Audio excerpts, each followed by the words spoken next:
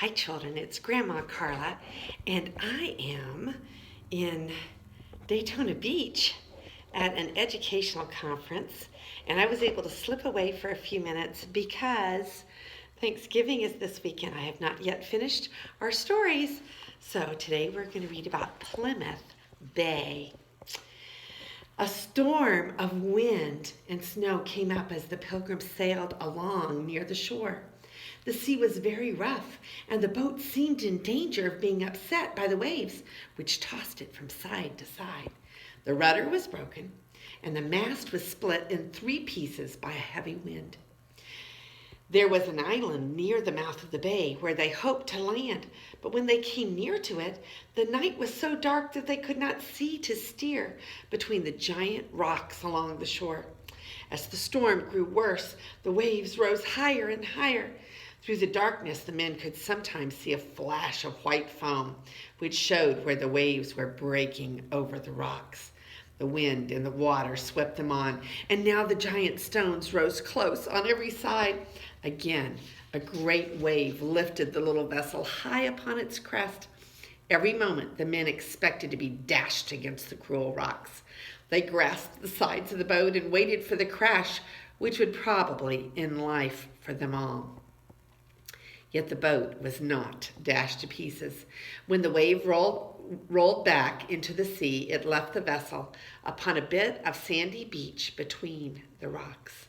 The moment the men felt the boat touch the sand, they leaped out and pulled it high upon the shore, out of the reach of the waves. The men gathered brushwood and in the shelter of a great rock built a roaring fire and camped for the night. Before they slept, the Pilgrims knelt upon the ground and gave thanks to God for guiding them through the storm and the darkness. Then they repeated a beautiful old song from the Bible beginning, "Oh, give thanks unto the Lord, for he is good, for his mercy endureth forever." The next morning, the Pilgrims walked along the island, all around it, but they found no houses or people there. They climbed the hill to a great rock from which they could see all over the island. There were woods and ponds and little streams, but no fields or signs of life. The island was not large enough to be a good place for their settlement. There would not be wood or game enough on it to last many years, and they needed more land for their farms. The Pilgrims looked about for a tall, straight tree from which to make a new mast for their boat, and soon the chips were flying from a fine young cedar as the men stripped off its branches and bark. When the new mast was in place, the rudder repaired, the boat was ready for another journey. But the next day was Sunday, so the Pilgrims rested quietly on the island. When Monday morning dawned, the sea was still rough, but in the bay the water was smooth and blue. They sailed slowly along near the shore. The Pilgrims sometimes stopped to measure the depth of the water. Here it was deep enough to float the largest ships. One large rock lay at the edge of the water, and the men rowed the boat to it. They stepped out upon the rock, and they looked eagerly about them. There was space enough on that sunny hillside for all of their fields. At the foot of the hill flowed a brook of clear, sweet water. After drinking from the brook, the men walked up to the hill to the woods. From the top of the hill, they could see a long distance up and down the shore.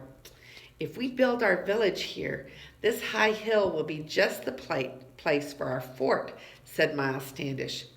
The Pilgrims thought the matter over carefully, for there must be no mistake in choosing a place to settle.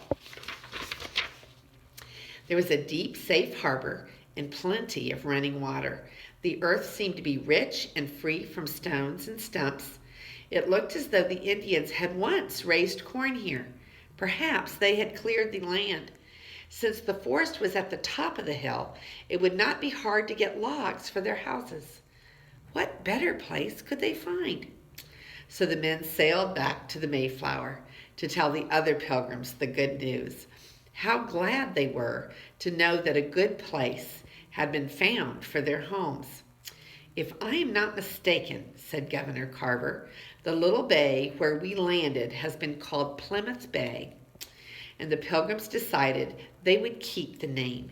It would remind them of the town of Plymouth in England, where many of them had friends. The Pilgrims were eager to begin their houses at once, so the Mayflower sailed into the deep, quiet waters of Plymouth Bay. When it was within a stone's throw of the shore, it could go no further, and the smaller boat was made ready to carry them to the land. The men were not the only ones to go. Several of the women wished to see the place that had been chosen for their home.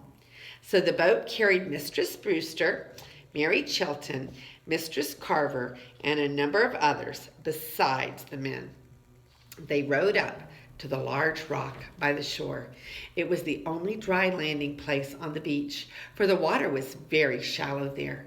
As the boat reached the rock, and almost before it came to a standstill, out sprang Mary Chilton upon this famous stone, saying with a laugh, "I will be the first woman to set foot in our new town," and so she was. The rock upon which she stepped is still near the ocean where it was when the Pilgrims came. It is called Plymouth Rock, and each year many go to the town of Plymouth and look at the place where the Pilgrims landed. When all had landed, Mary Chilton, Priscilla, and the Allerton girls tripped along the beach, stopping now and then to pick up a shell or a pretty stone. As they came near a little thicket of trees hung with wild grapevines, Mary stopped to listen. "I hear the sound of running water," she said. "There must be a spring nearby." The girls all stood still, listening to the trickling water. It was like sweet music to their ears. They hurried on and soon came to a rocky nook where the water bubbled and sang as it escaped from the dark earth. Never had water tasted so good, the girls thought, as they dipped it up in their large shells. Not in all the years they lived in Holland had they tasted water fresh from a cold spring. Here are some wild plum and crabapple trees. What a beautiful spot this will be next May when these trees are in bloom, exclaimed Remember Allerton. Then the girls tried to think how this bleak hillside would look next summer when it would be dotted with cottages and the fields were green with growing corn. "I am afraid there will not be any bright gardens such as we had in Leiden," said Priscilla, "for I doubt that there is a flower seed on the whole ship." "Oh, yes, there is," answered Mary Chilton. "I thought about that last summer and gathered ever so many seeds. Each of us will have a little flower bed, and we will save the seeds again, and by another year we will have enough to make the whole village bright with blossoms." A sharp, cold sleet now began to fall, and summer and blossoms seemed very far away. The women hurried back to the boat, but some of the men stayed to plan the new town. And here is a picture of them sailing into the Plymouth Bay Harbor. And then they found all kinds of good things there, especially cool, clear water. And here's another picture of the Mayflower.